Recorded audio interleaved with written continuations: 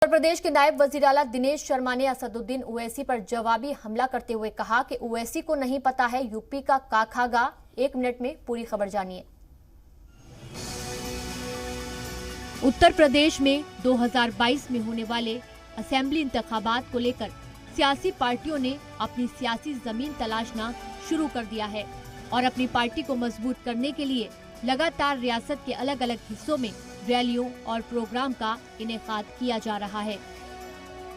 AIMIM chief Asaduddin Owaisi भी assembly इंतखाबात को लेकर उत्तर प्रदेश में रैलियां कर रहे हैं और लगातार उत्तर प्रदेश हुकूमत और भाजपा पर निशाना साध रहे हैं, जिसके बाद यूपी के डिप्टी सीएम दिनेश शर्मा ने असदुद्दीन ओवैसी पर पलटवार करते हुए कहा कि हैदराबादी भाईजान नहीं जानते हैं यूपी का काखागा और उन्हें यूपी से सीख लेना चाहिए।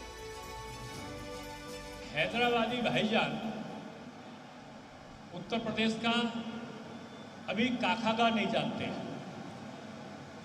उनको जाके हैदराबाद में लोगों को बताना चाहिए, अपने दल के लोगों को, कि उत्तर प्रदेश के योगी जी से सीखो कि उत्तर प्रदेश में योगी जी की सरकार आने के बाद एक भी सांप्रदायिक दंगा प्रदेश में नहीं हुआ है। ब्यूरो रिपोर्ट, जी मीडिया।